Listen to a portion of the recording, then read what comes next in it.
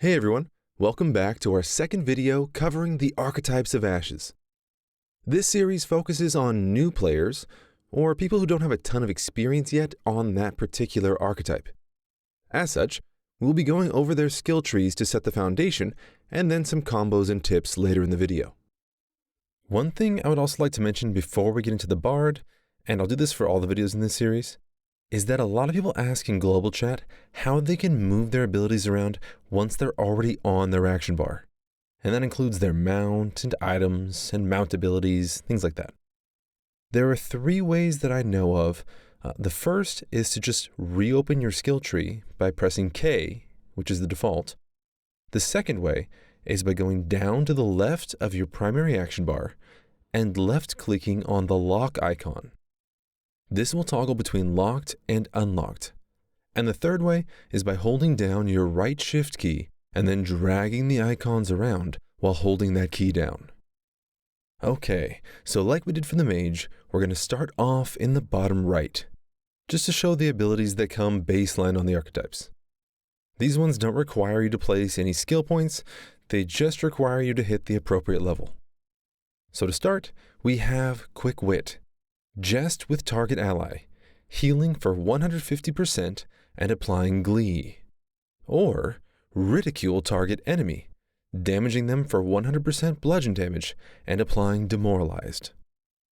And if we hold down shift, we can see what each of these bold effects, which are status effects, we can see what each of them do. Glee, you are amused by the wit of a bard, heals for 60% healing every 2 seconds, lasts 15 seconds, and can be extended up to 30 seconds. And demoralized. Damage multiplier reduced by 10% for 8 seconds.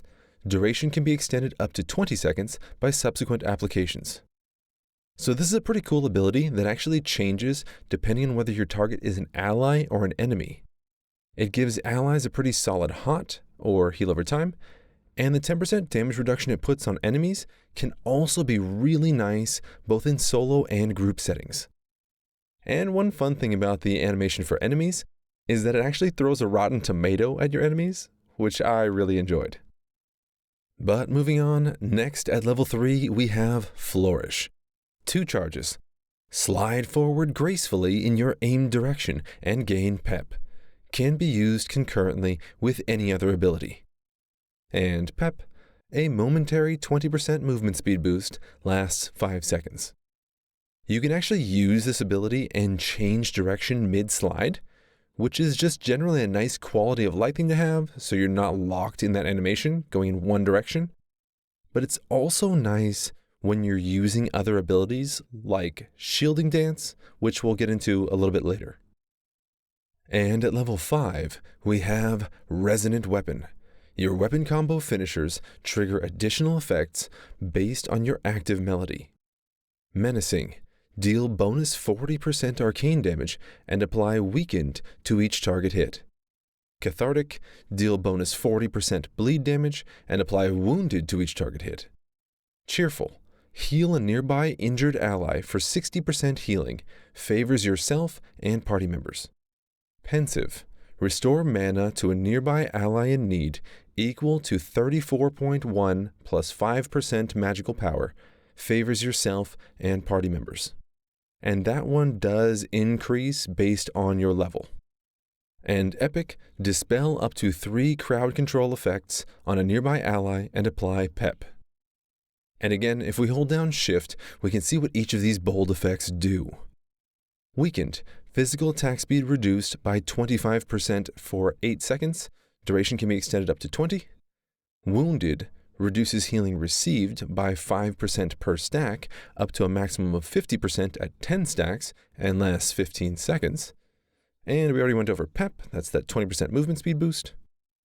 So this adds some nice effects to your weapon combo finishers, on top of the ones you can select from your weapon skill trees.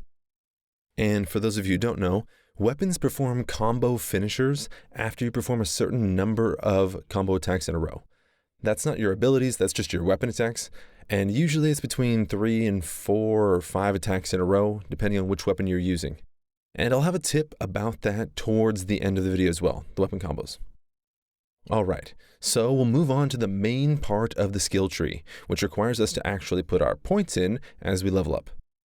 First, on Bard, we get to pick a cosmetic instrument. This doesn't actually consume one of our ability points. It doesn't matter which one you choose, all the abilities perform the same regardless. They just perform different animations when you use certain abilities, and I think that actually includes different sounds depending on which one you choose. I personally like the fiddle the best, but of course it's up to you.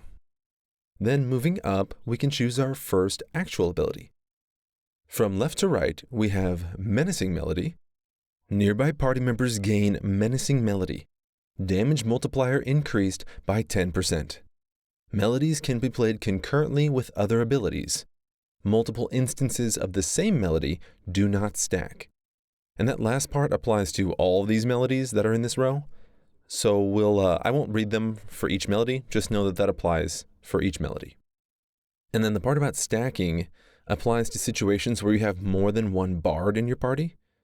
So if two of you were running Menacing Melody, for instance, they wouldn't stack up to 20% damage multiplier, they would just stay at 10%.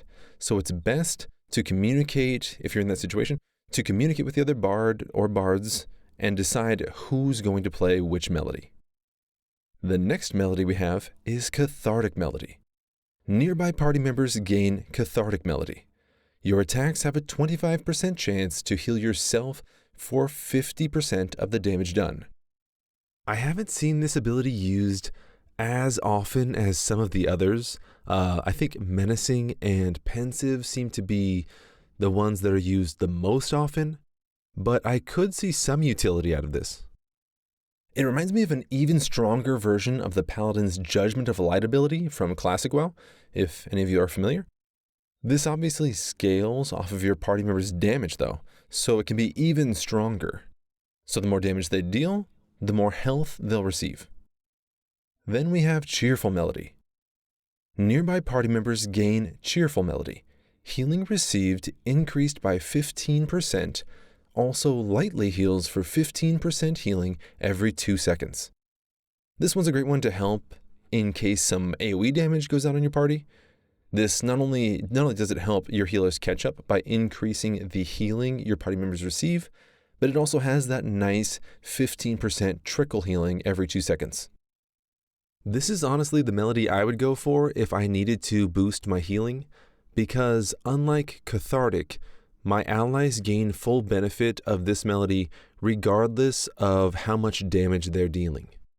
This means that archetypes like tanks and clerics, who generally won't be dealing as much damage, will still be gaining some good benefit when AoE damage goes out and the whole party or raid needs healing, things like that. And after that, we have Pensive Melody. Nearby party members gain Pensive Melody. Restores mana equal to 1.7 plus 1% magical power every 2 seconds. And so the base of this, like with the Pensive Resonant Weapon effect, does change. It increases based on your character level as you level up.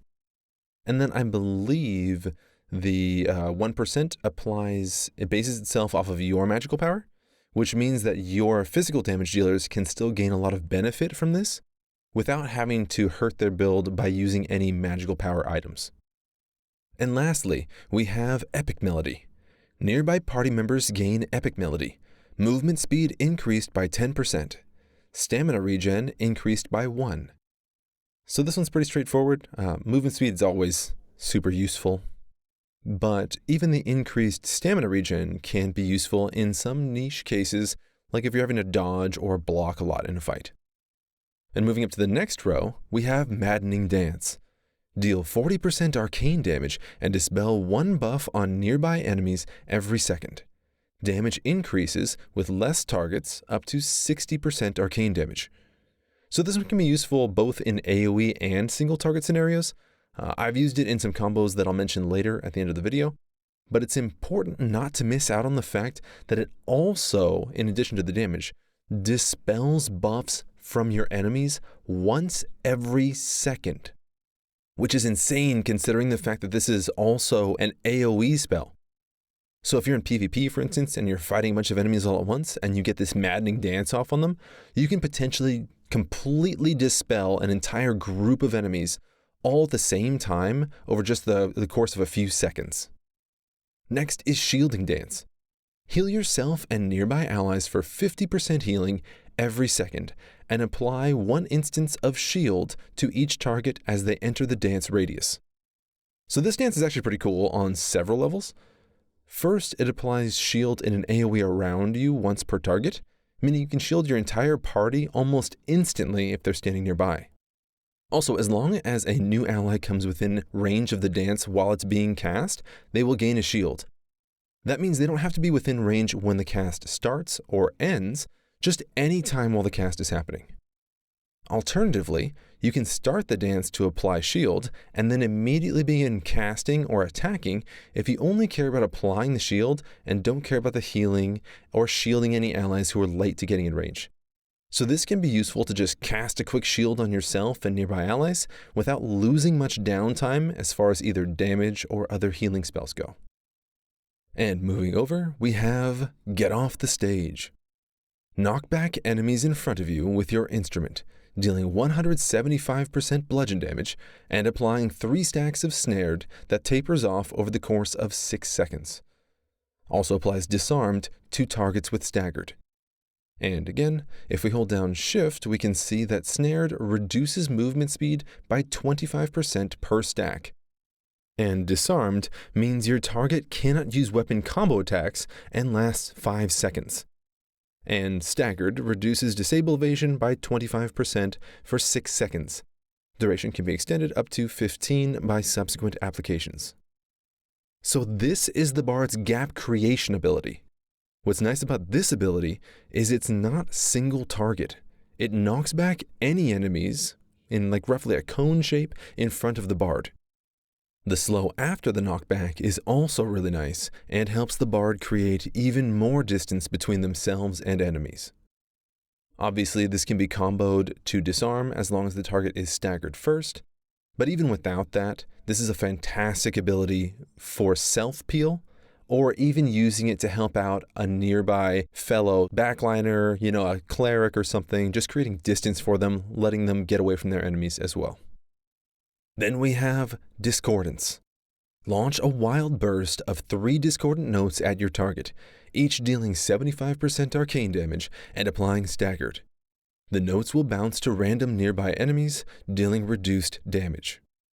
So one thing to note about this ability, at least in its current state, is that the notes will bounce a great distance to other enemies. So that's kind of something that applies to any of these abilities or attacks that say that they bounce. Right now, that nearby portion is actually quite far. So this can mean that you might accidentally pull mobs that you didn't intend to if you use this ability in a situation where, you're near some other groups of mobs. But on the bright side, it does make it easier to hit some extra enemies, if that's what you're going for. And moving over, we can see these boxes with a plus icon in each of them. If you click on the plus, you can see that it gives you the option to select one of several abilities. And this first one is a choice between Hymn of the Mind and Hymn of the Mind AoE. Hymn of the Mind. Target ally gains mana equal to 8.5 plus 5% magical power every second. Mana gained increases up to 200% based on the amount of mana the target is missing. And Hymn of the Mind AoE.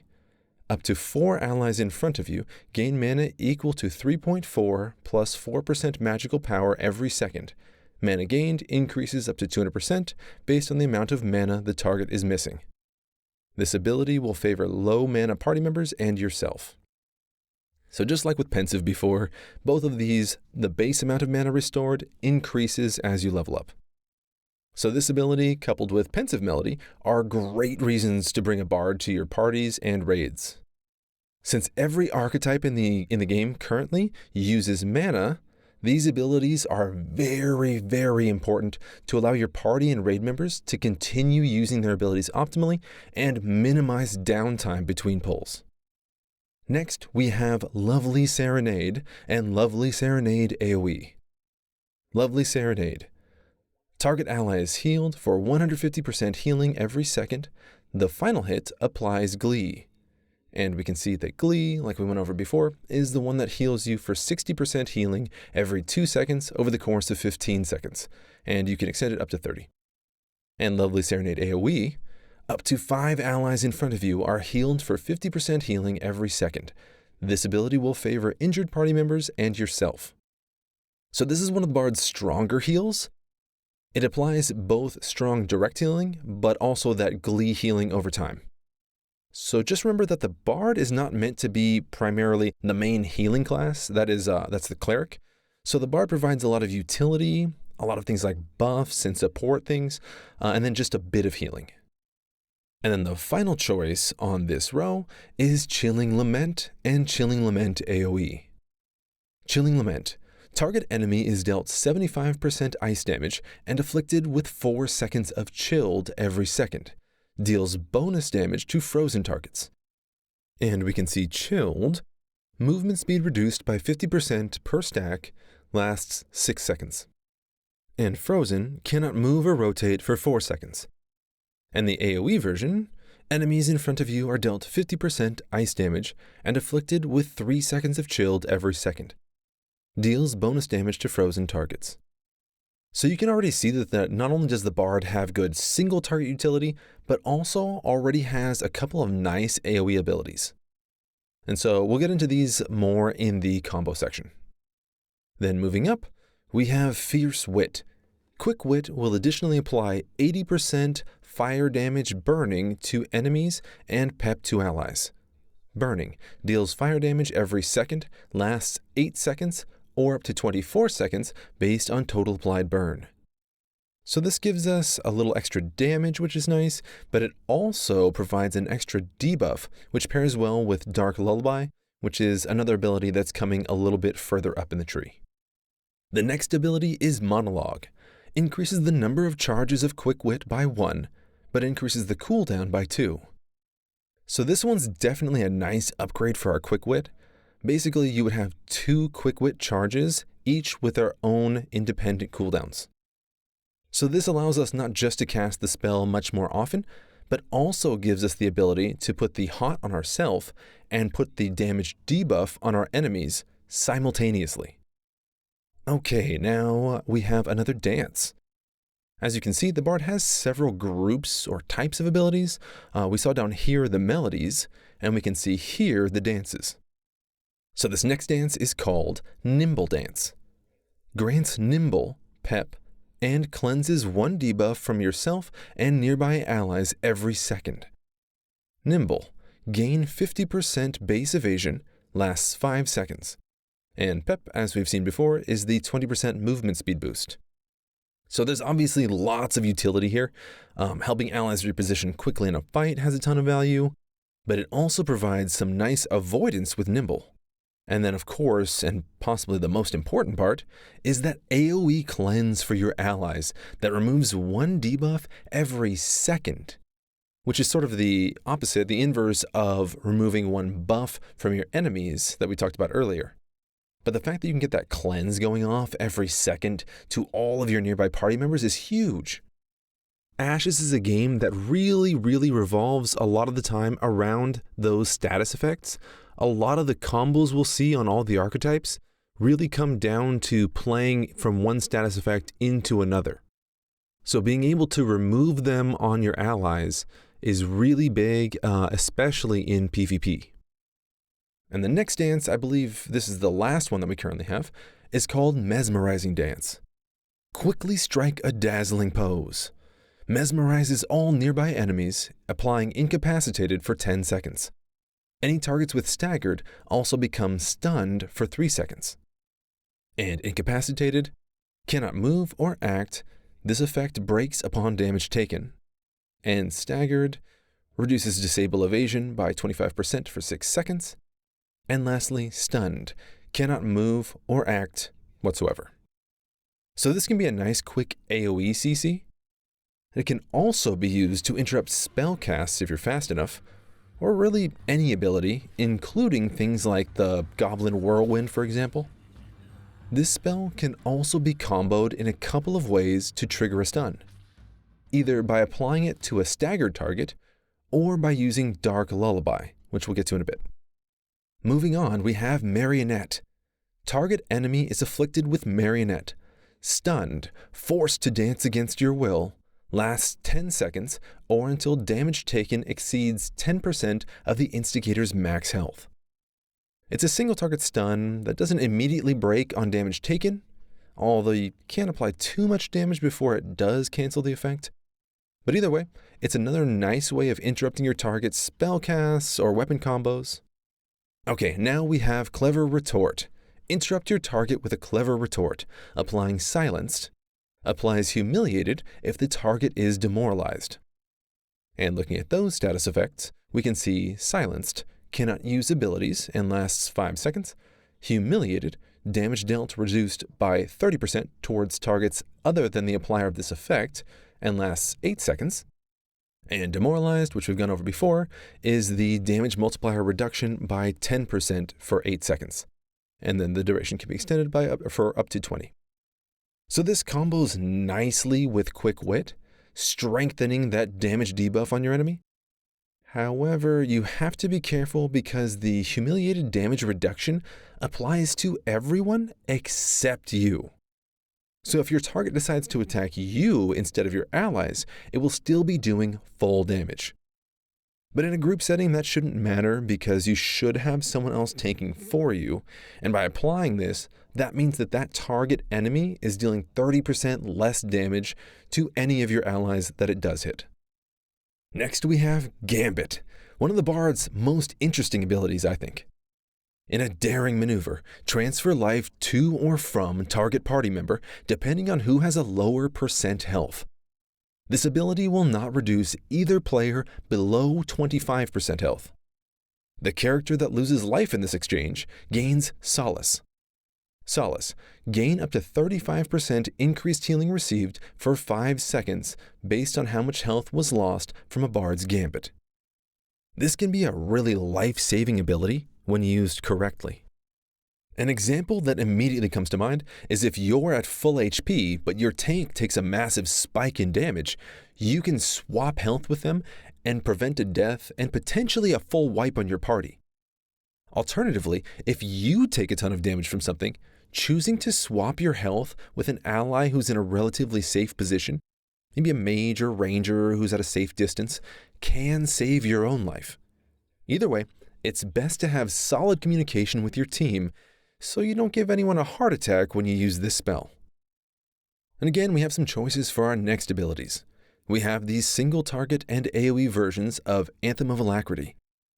Target ally gains Anthem of Alacrity, physical attack speed increased by 25%, and magical casting speed increased by 25%. Lasts 10 seconds. And the AoE version gives you and the 3 closest allies in front of you Anthem of Minor Alacrity. Physical attack speed increased by 10% and magical casting speed increased by 10% and lasts 10 seconds. So this can be a really powerful ability. It's kind of a mini bloodlust or heroism for my WoW players out there.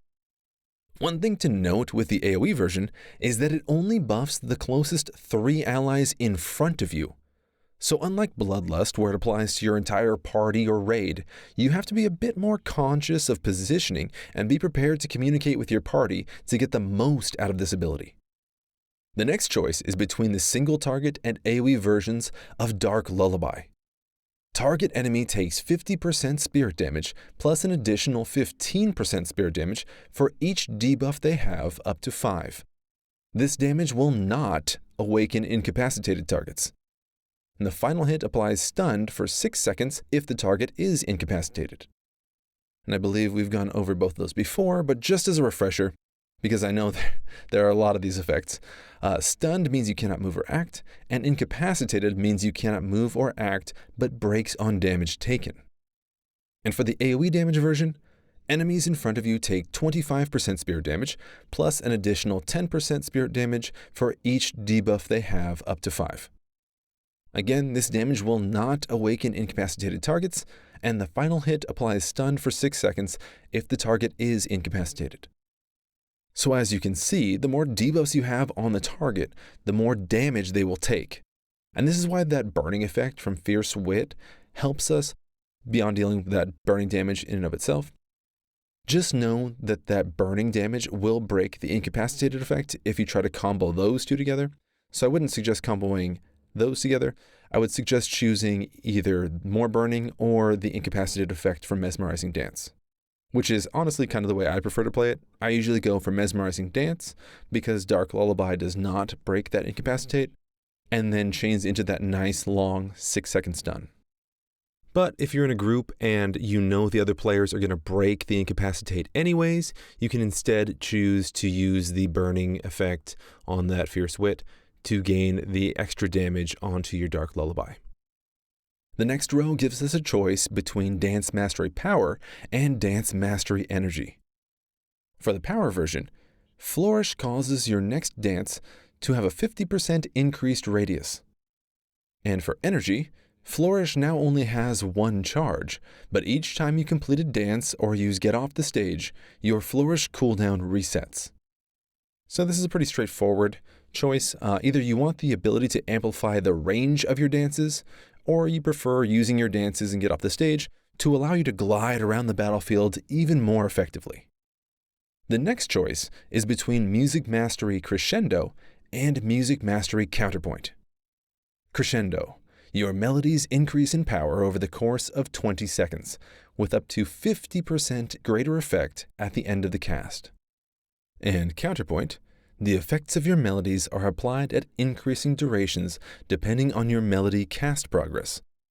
At full melody charge, they will last up to 20 seconds, allowing you to weave back and forth between melodies to upkeep multiple buffs at once. This is another really nice choice in utility that will depend on both your group comp and honestly your ability to weave these melodies together while performing all of your other abilities as well. I'll talk a little bit more about Counterpoint later on in the video.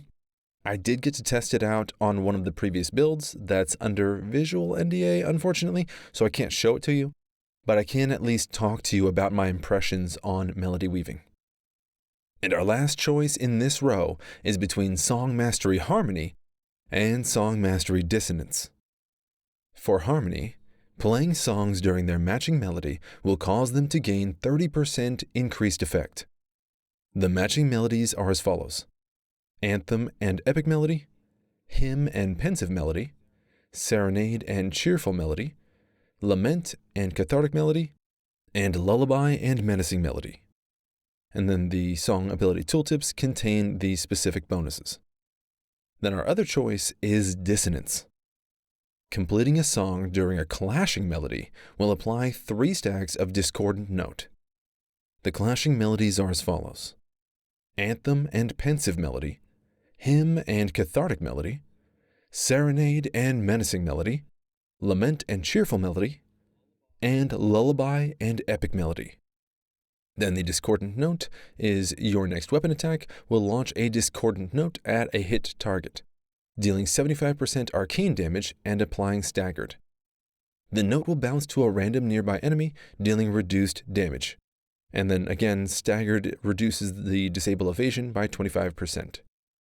So I think I would generally take the 30% increased effect from Harmony over the small amount of extra damage plus the staggered effect that Dissonance gives us. But it's totally up to you guys. Alright, moving up to our second to last row. Misdirection. Use your wiles to reduce both your own and nearby party members' threat against nearby monsters by 1000% magical damage. Additionally, breaks all disabling effects on the caster.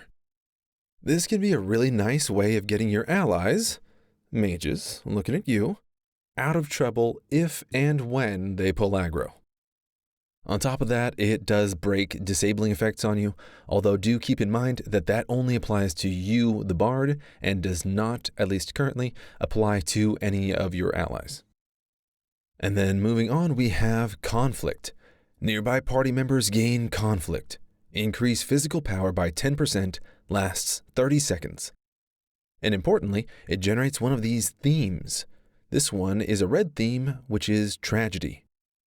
And those themes play into the last row of skills up above, called Saga, and we'll get into that in a minute, but The rest of this row also generates themes. Next is Chaos. Nearby party members gain Chaos. Magical critical chance increased by 15%, lasts 30 seconds, and generates 1 tragedy. After that is Destiny. Nearby party members gain Destiny. Physical critical chance increased by 15%, lasts 30 seconds, and generates 1 blue theme, which is called Mystery. Next is Wonder. Nearby party members gain Wonder. Increase magical power by 10%, lasts 30 seconds, and generates 1 mystery.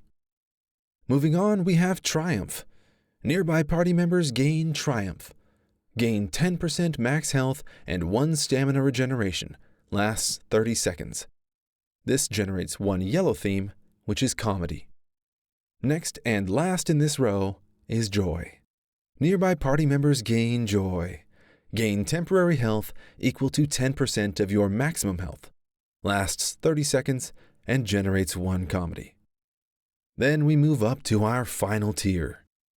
This ability is called Saga. Complete your tale with a grand finale, consuming all of your current themes. First is the Apocalypse. 3 tragedies.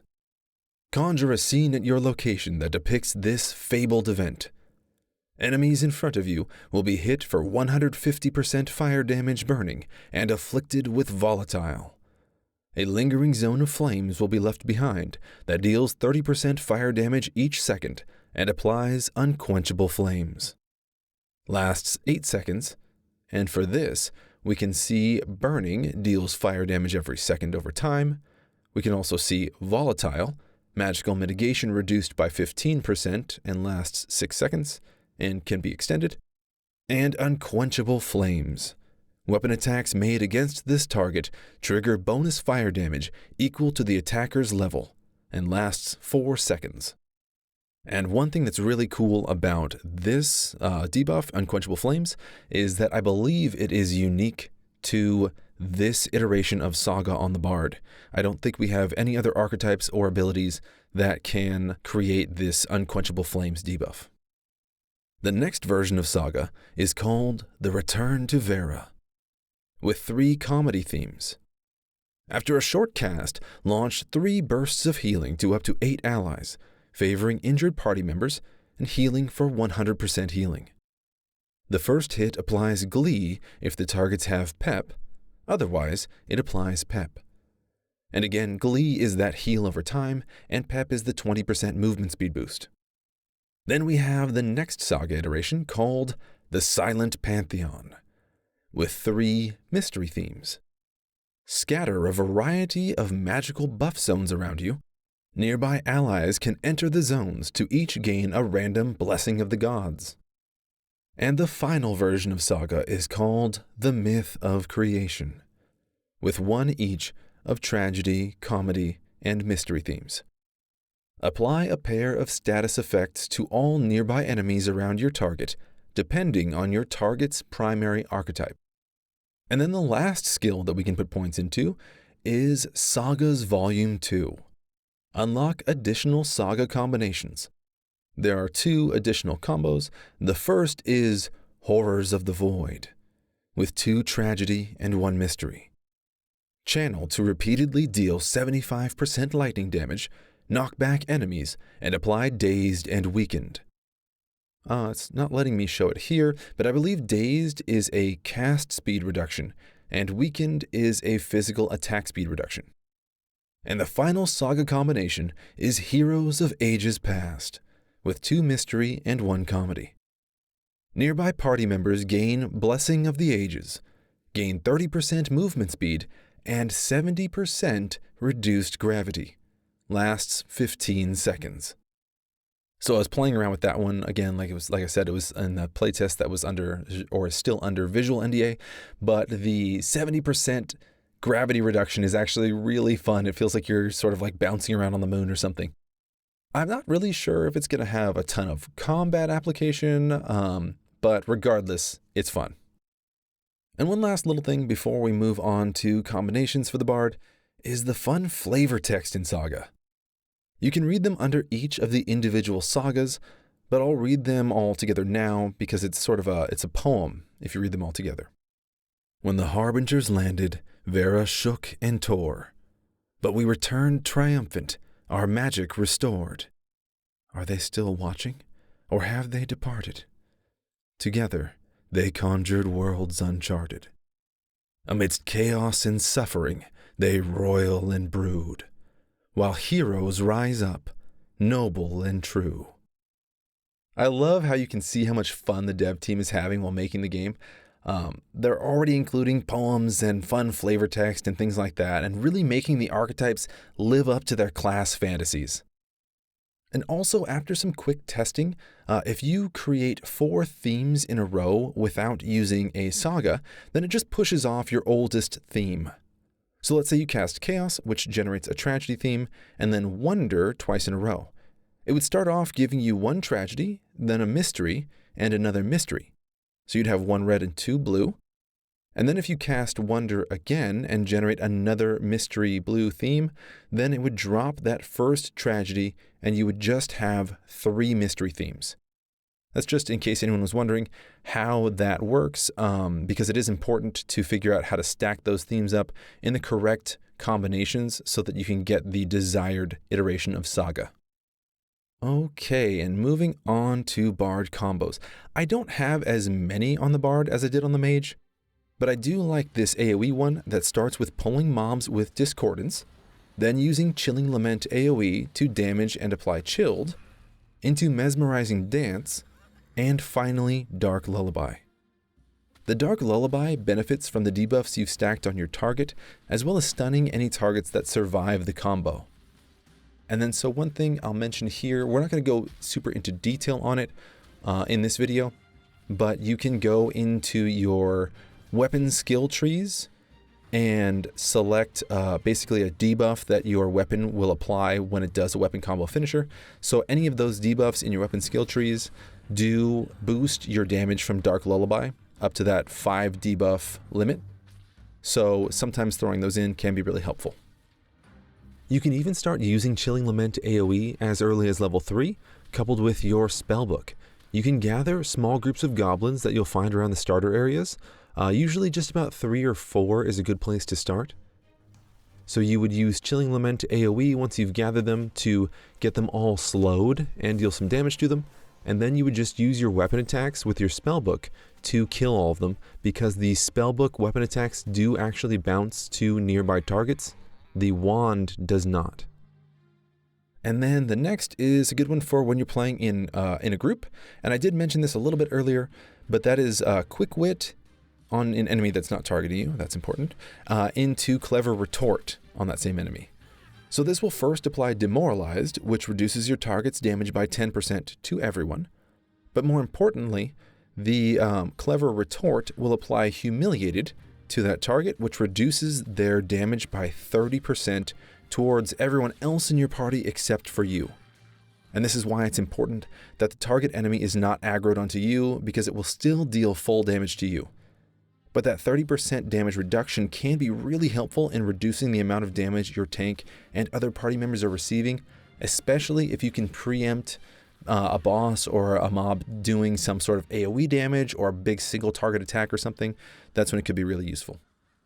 And then a good simple combo, especially for peeling enemies off of yourself, is to first use Discordance, which staggers enemies that it hits, and then also bounces to nearby enemies. And then once they're within roughly melee range of you, you would use Get Off the Stage. And this will knock those targets back and place Snared on them, but it also disarms them if they're staggered, which they will be from your use of Discordance. You can also use this combo to help out with peeling anybody and like separating enemies from any of your allies. And then I would also like to go over Music Mastery Counterpoint. This is the ability that's fairly high up on the tree that allows you to melody weave. This can be a little complicated, so bear with me, I'll try to do my best. So each melody has a 2-second cast time after the initial application of the melody. Then after that 2-second cast time, the melody will continue to increase in total duration for 20 seconds.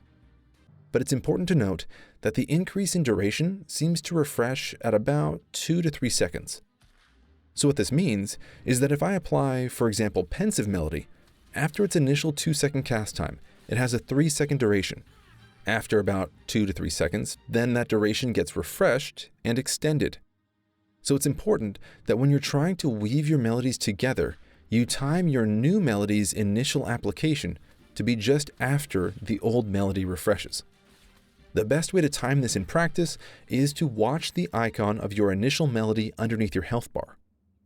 As soon as you see the duration increase, maybe within like a second or so, then you would cast your new melody. Also, despite what the tooltip says, I found that the maximum melody duration is actually 24 seconds. And don't forget that you can cast your melodies while performing other actions. Through my own testing, I just felt that maintaining more than 2 melodies while also using other abilities during a fight can become very difficult. So I generally stick to weaving just 2 melodies together, but maybe someone out there has a trick for doing more reliably and consistently. If you do, I'd love to hear it down in the comments below. But either way, even weaving just 2 melodies together while also performing your other abilities is extremely powerful and a really fun way to play the bard. And I just wanted to go over one weapon tip before I go. I'll put this in all my videos on the Archetype guides just to give you a tip on weapon combos. So if you move your mouse down to the bottom left and hover over your weapon icon, you can see exactly what it does. So you can see here that the greatsword does slash damage, and you can see how much slash damage it does per attack. You can also see the chance of triggering a deadly finisher, which is a variation of a normal finisher, and exactly what that deadly finisher does. And if you swap weapons, I have a spellbook in my ranged slot, you can see exactly what the spellbook does, and obviously this applies to all weapons. So this is great not only for seeing exactly what each attack does in a combo, but it's also very helpful for figuring out how many attacks are in a combo. Because the number of attacks before a finisher is different for some of the weapons. Some of them are 3-attack combos, some of them are 4-attack combos, etc. You can also see any special details like the fact that the spellbook bounces to nearby enemies. That's something you wouldn't know unless you moused over this specific part here, because if you just mouse over the spellbook in your inventory, it doesn't tell you all these details. So again, you just have to go down here to the bottom left next to your primary action bar. And I'll put this in all of my guides. I know I recorded this on my mage, but I'll put this in all of the guides for the archetypes because I think it's a useful tip that I don't think is mentioned in-game anywhere. And one thing I wanted to mention, because it was brought up by a YouTube viewer named Helix123, was that any archetype in Ashes can use any weapon. So a mage could use a wand plus focus in their offhand, or a spellbook, or you could even use a bow if you found one that you liked. Generally, I would look for ones that only have magical power, but hey, that's up to you. And don't worry, I have that greatsword equipped, not because I don't know what I'm doing, but because it's actually a great spell sword, which means that all the stats on it are magical stats. Just in case anyone was wondering. And that's all I have for the bard. As always, if there's anything I missed that you think should have been covered, then please leave that in the comments below. We're all still learning together, and I'm sure I didn't pick up on everything. I'm planning on doing 2 more videos soon covering the fighter and tank, and I also want to do a sort of a tips video for the starter area and the surrounding areas, things that I've picked up basically running that starter area over and over in all the playtests that we've done going back to like July. So if you've enjoyed this video, keep an eye out for those. Thanks, and I'll see you all next time.